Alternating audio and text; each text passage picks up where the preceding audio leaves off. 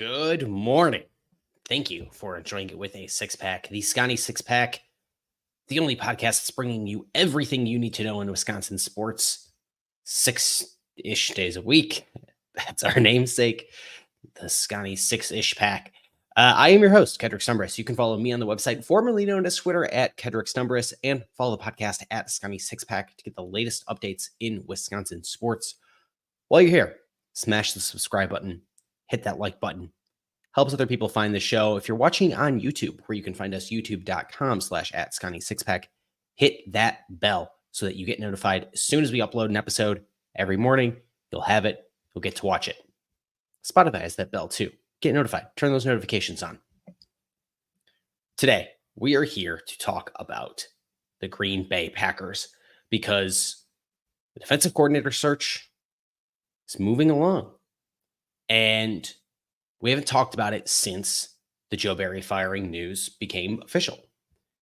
So, wanted to run through the reported names of candidates who have interviewed for Green Bay's defensive coordinator position, what it says about the type of coordinator Matt LaFleur and the Green Bay Packers are trying to hire, and some of the risks associated with the coordinator type it seems that they're aiming for. And so, first, looking at the names that have been reported to have received interviews with the Green Bay Packers. And let's start with the big one right off the top, which is Christian Parker. And you might be saying, how is this the big one?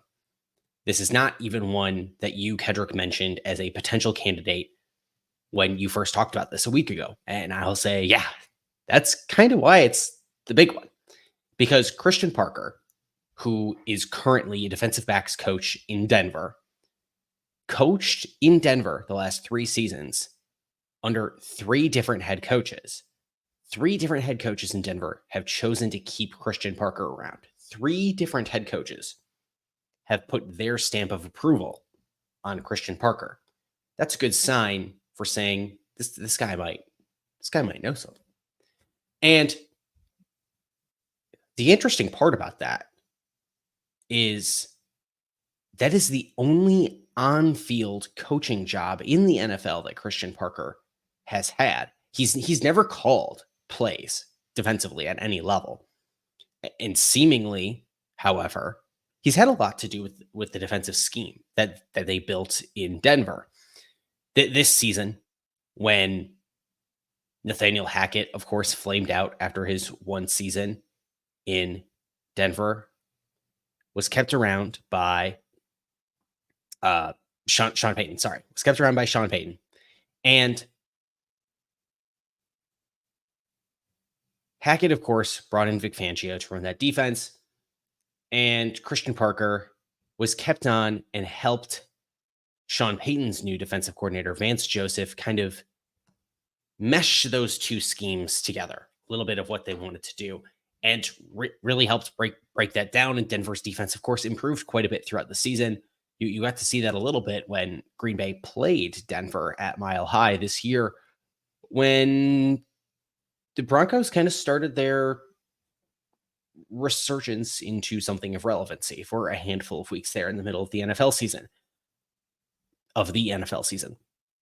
And if you remember the name Christian Parker, it might be a little bit familiar because he was a quality control assistant in Green Bay not too long ago, right?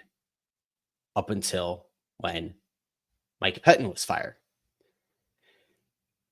So he's familiar with Green Bay, has had a stamp of approval with a handful of guys in the league. He's never called plays before, but we'll get to that a little bit later on too. There was actually a rumor floating around over the weekend, and this is why this is kind of the big news. If you've been familiar, if you keep up with the musings of the Packer commentariat, there was a rumor floating around over the weekend that Christian Parker had actually been offered the job. Now, I'm calling it a rumor because I'm not really sure if I believe it. Not necessarily from a source that I trust to be breaking that news. And also, I think that if the job were really offered to Christian Parker, a decision would have been made by now, a decision which ultimately would have landed with him getting the job, because he has also interviewed with one other team, and that other team is the New England Patriots. So Christian Parker, despite his track record of only having one on the field NFL coaching job, never having called plays before in college because he came up through the college ranks as well. He does have some vote of confidence by getting other defensive coordinator interview requests from the New England Patriots, of course, who ended up hiring internally after the Patriots promoted defensive coordinator Gerard Mayo.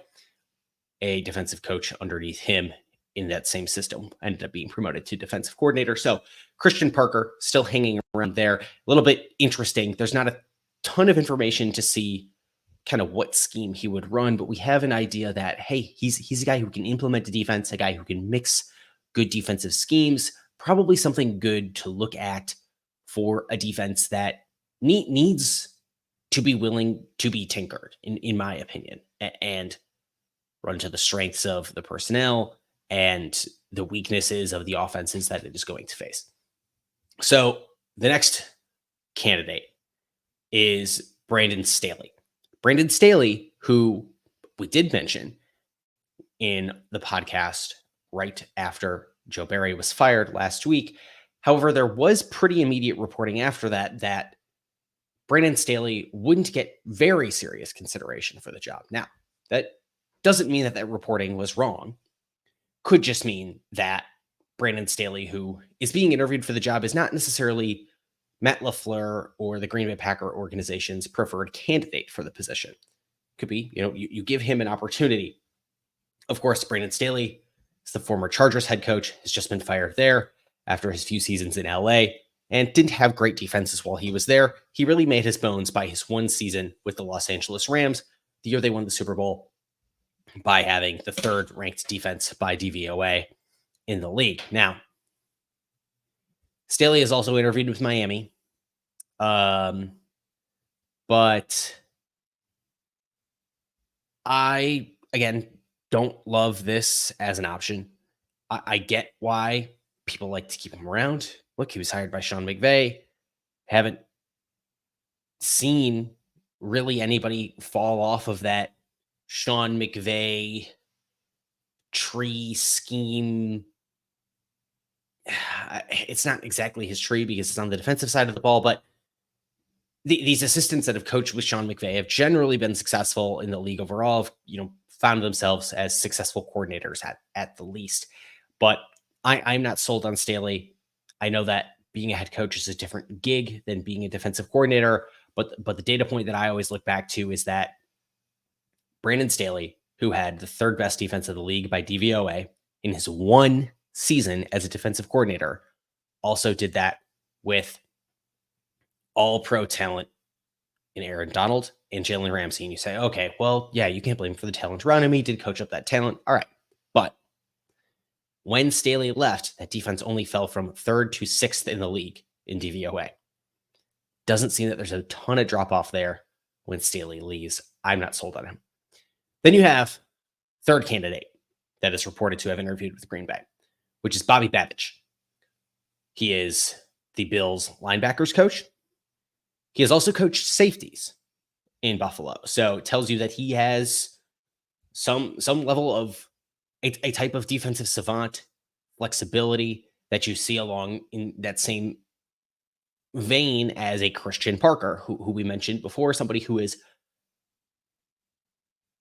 has the ability to do multiple things, which I think is what you want out of your defensive coordinator. Somebody who's going to be able to adapt to the offenses, the juggernaut offenses in the NFL.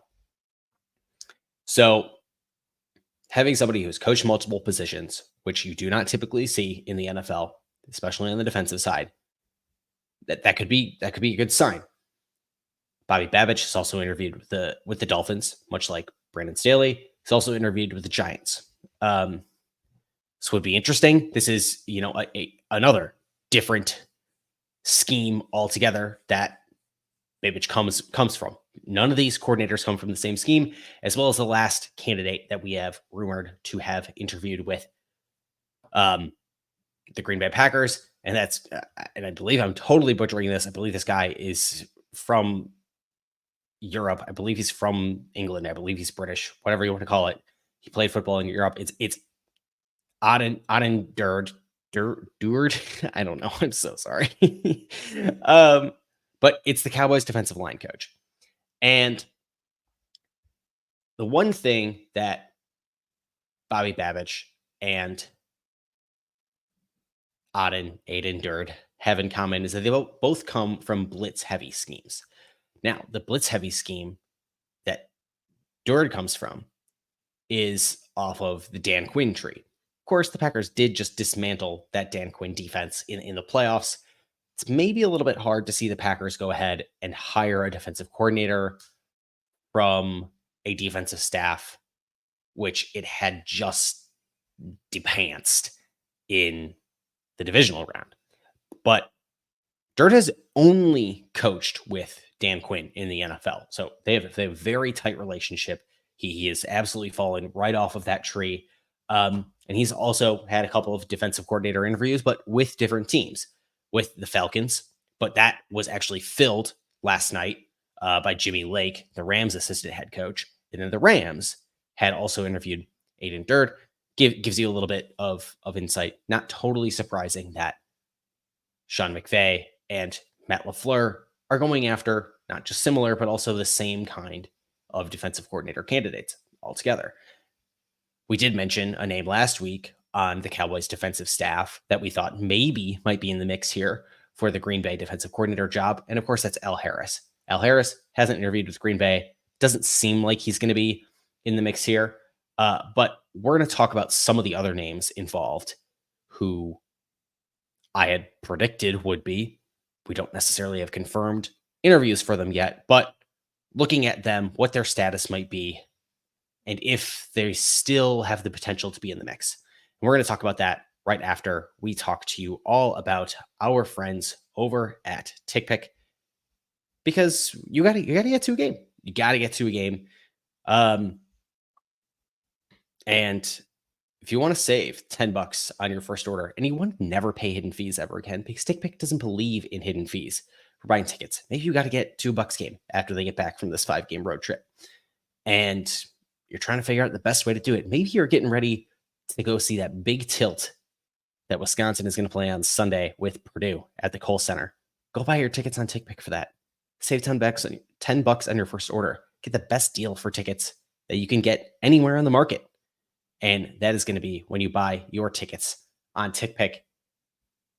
If you find a better price somewhere else, if TickPick doesn't find you the best deal, tell TickPick that, and they're going to refund you 110% of the difference for the tickets that you found somewhere for a cheaper price. They're going to refund you 110% of the difference in TickPick credit so that you can use that toward your next purchase. So go to the TickPick app. Download it in the Google Play Store, in the Apple App Store. That's TickPick. Click the link in the podcast description. Click the link in the YouTube description. You're going to save $10 on your first order. That link is on the screen right now. Save $10 on your first order of $99 or more. Never pay hidden fees for tickets ever again. All right. Coming up this week on the show, we're going to talk some Milwaukee Bucks tomorrow, assuming that we get the chance to do it.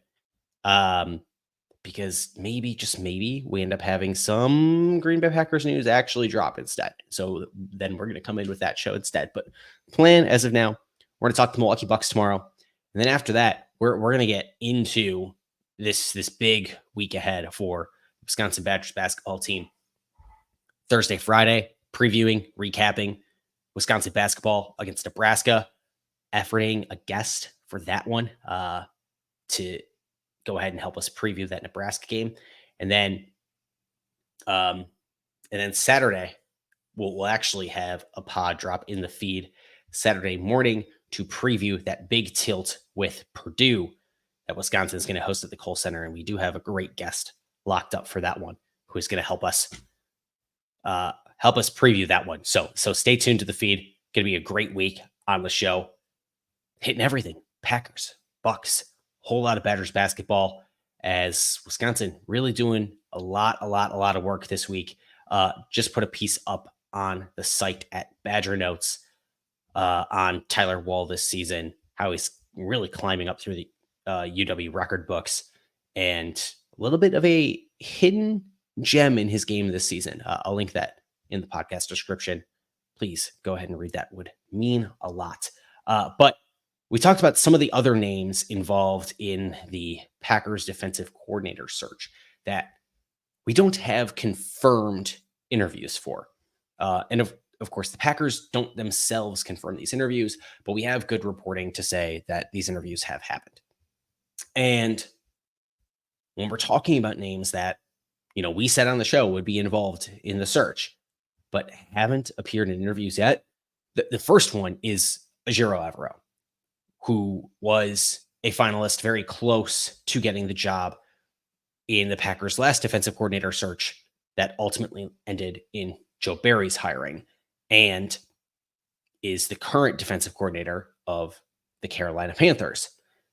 Now, Giro Evero was in Denver last season, ended up having his coach fired.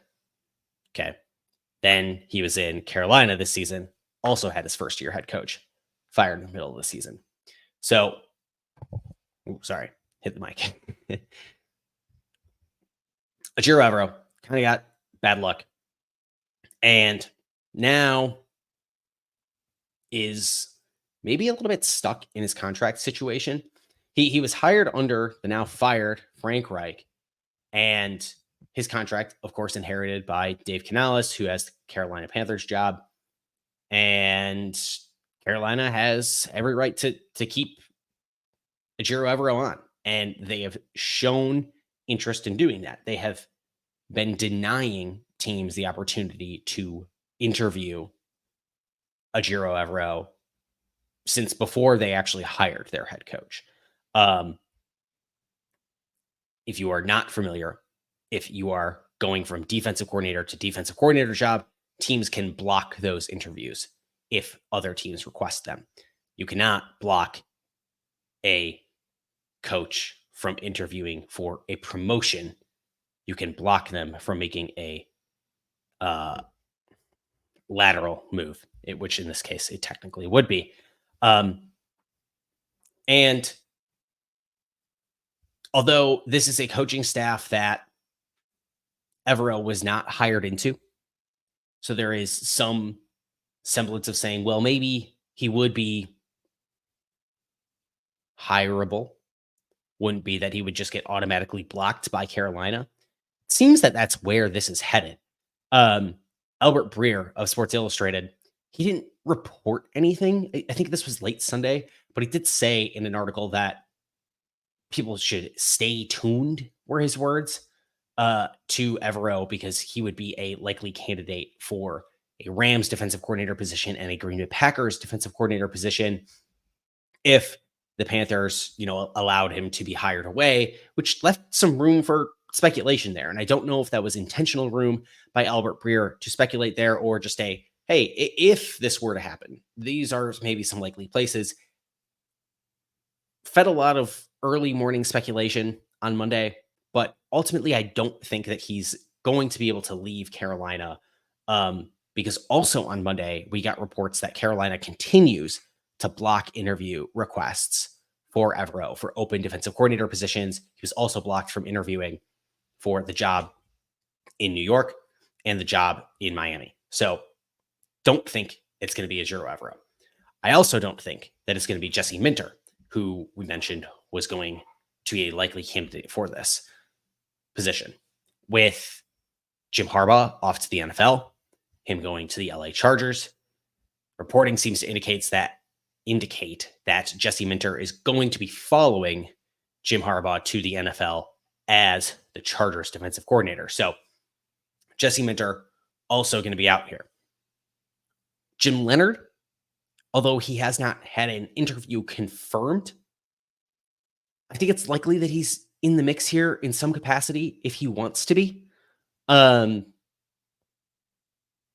also would think it's maybe a possibility, while we're on a Jim Leonhard topic, that he would join a Sharon Moore staff in Michigan, since Jesse Minter is leaving that defensive coordinator position to go coach the Los Angeles Chargers. So maybe some different options available for Jim Leonhard there. And I think one of the things to notice here, we talked about some of the risks that are associated with this defensive coordinator hire. Everyone here is really young. Everyone is really young. There's no 50-year-old guys who are former head coaches, multiple time defensive coordinators. The oldest coach of all of these named is 44 years old. Christian Parker, who we said is maybe the lead candidate here. I don't know that that's true, but he might be the lead candidate. He's 32. He's born in December of 1991. And there's a risk of going really young with this hire. The Packers are contending. This is a Super Bowl window. You cannot watch that game on Sunday and tell me any differently. I said it on this show before this game, before the NFC Championship game. The Packers had an opportunity to go to the Super Bowl, missed. And Detroit showed that. San Francisco showed that was true on Sunday. And so the Packers can't afford to have a bottom 5 defense year after year anymore. They need to give this young, dynamic Green Bay Packers offense enough support of an at least average defense to play complementary football, to give them a chance to go out and win a Super Bowl. And if you hire someone who has not called plays at the NFL level, and I do not believe that Bobby Babich or Aiden Durd have called a defense at any level. Of course, Brandon Staley has. And if they go a Jim Leonhard route, he's called defense at the Big Ten level, but he's never called plays in the NFL. He has a lot of NFL experience as a player, and that goes a long way, but there's a risk here of the unknown, a risk that if I'm the Green Bay Packers, I think I'm willing to take. Well, we're going to find out about that in the next few weeks. And what is interesting to me amidst this risk is they are essentially leaving no stone unturned. Although they are not going and looking at a bunch of retread guys, not a bunch of old head coaches. We're not seeing evidence that they're interviewing a Ron Rivera. There is a diversity of scheme that they are interviewing. None of these guys are directly picked off of a Vic Fangio tree. You also have Dan Quinn tree. Of course, we talked about Jesse Minter, who was also part of that, Harbaugh tree, essentially. You got a lot of different ideas in the room, which is good. Packers are taking their time to see what coach to be more, rather than focusing so much on the scheme, which personally I think is a good thing because you need your defensive coordinator to be adaptable to these juggernaut NFL offenses. And I think another risk here is the question of whether or not the Green Bay Packers defensive positional coaches are going to be back. Are they going to bring back defensive backs coaches? Defensive backs coaches, defensive line coaches, linebackers coaches? Because the Packers chose to bring back all those positional coaches when they made the switch from Pettine to Barry. And maybe that's a good thing, maybe that's a bad thing. I don't know necessarily, but if you bring in an older coach like a Wink Martindale, of the defensive coordinator from the Giants who resigned near the end of the season, he's going to have his own guys. Vic Fangio is going to have his own guys. And clearly, the Packers are not going that route of hiring somebody who has their own guys that they want to bring in for the staff. So there's a chance that, Christian Parker, who is 32 years old, is in his first on-field NFL coaching job ever. He might not have his guys that he knows are ready to go coach an NFL defense with him. He might have guys in mind, but not necessarily guys that he calls and knows, all right, I'm in wherever you're going, I'm in. So there's a chance that some of these coaches stick around, and there's a risk of an awkward power imbalance, workplace dynamic, if you keep all these position coaches and hire someone like a Christian Parker. Christian Parker, who up until 2019, 2016, whichever, 2016 to 2019, I believe he was in Green Bay, was just a quality control coach, an off-field assistant who would have been, below on the org chart to anybody else who he would now be in charge of. That's a little bit of an awkward power dynamic. And it's part of the reason that, a name like Mike Vrabel, who some people have said they want to see associated with this defensive coordinator search, he's not part of this at all. Because Vrabel and LaFleur were both finalists for that Tennessee head coaching gig. And then LaFleur was the offensive coordinator under Vrabel for one season in Tennessee instead, because Vrabel got that head coaching gig. And I think doing some reading between the lines, it's not just the power dynamic there. I think maybe they don't totally get along. Pure speculation, me doing some reading between the lines of words of people that I trust. But that power dynamic is the same. If you bring in someone who was just so very recently your junior in the organization, who is so young, in Christian Parker's case, 32, to then be the boss to all these people who are still in the building, can breed resentment sometimes. These are still people. So there's some risk in doing that as well. But I think we're going to find out what the Packers are going to do very soon here. Remember, the Packers went 9 days between defensive coordinators the last time they did a search. This is day 7. We're going to see what happens very soon. Packers fired Joe Barry 7 days ago. We should have an answer on this relatively soon. And when we do, you're going to hear about it right here on the Scotty Six Pack podcasts. You're going to hear about it right here on the Scotty Six Pack podcast. So smash that subscribe button so you know about it right away. Hit that bell so you get notified as soon as we either go live to talk new defensive coordinator news or post an episode about it, because we'll get that in your feed as soon as we can whenever that news drops. Thank you so much for listening to today's episode. I have been your host, Kedrick Stumbris. You can follow me on the website formerly known as Twitter at Kedrick Stumbris, and follow the podcast at Scotty Sixpack for all the latest updates in Wisconsin sports. Stay tuned to the show this week. We're going to talk some Bucks tomorrow. We're going to talk some Wisconsin basketball to close out the week. Go Pack, go.